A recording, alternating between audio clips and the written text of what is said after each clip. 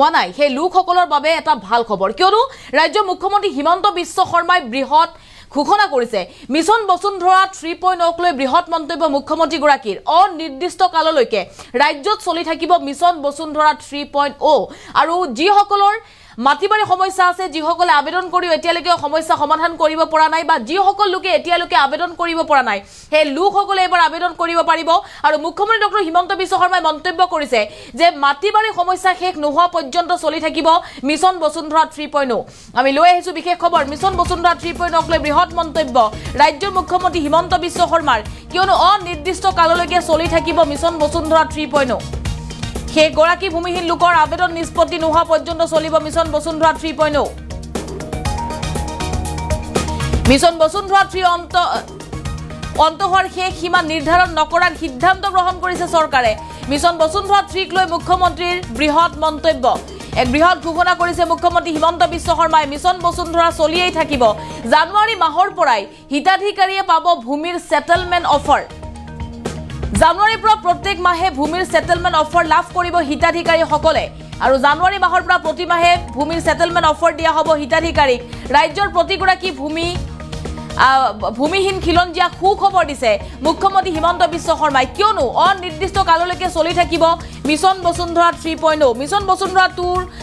জৰিয়তে আবেদন কৰিও যিসকল লোকে মাটিবাৰী সমস্যা সমাধান কৰিব পৰা নাই সেই আবেদনসমূহ এবাৰ নিষ্পত্তি কৰা হ'ব বুলি মন্তব্য কৰিছে ৰাজ্য চৰকাৰে আৰু এই মুহূৰ্তত মুখ্যমন্ত্ৰী হিমন্ত বিশ্ব শৰ্মাৰ মন্তব্য আহি পৰিছে মিছন বসুন্ধৰাক লৈ বৃহৎ মন্তব্য শুনক ইমান দিন চৰকাৰী মাটিত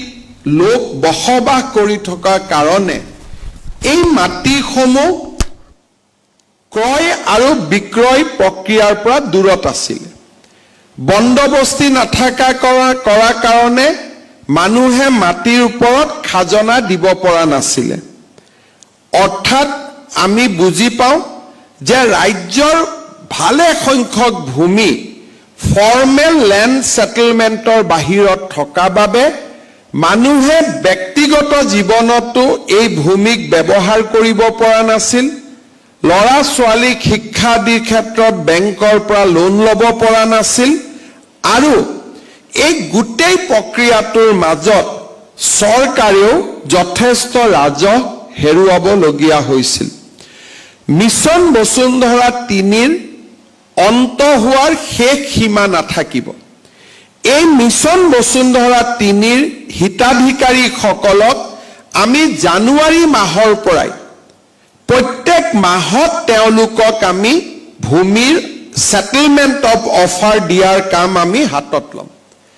আৰু যেতিয়ালৈকে শেষখন আবেদন নিষ্পত্তি নোহোৱাকৈ থাকিব তেতিয়ালৈকে মিছন বসুন্ধৰা 3 আমি চলাই থাকিম ইমান দিন চৰকাৰী মাটিত লোক বসবাস কৰি থকা কাৰণে এই মাটিসমূহ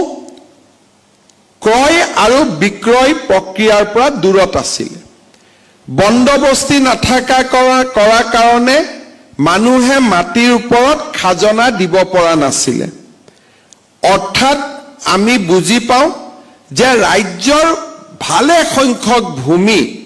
ফৰ্মেল ল্যান্ড সেটেলমেন্টৰ বাহিৰত থকা বাবে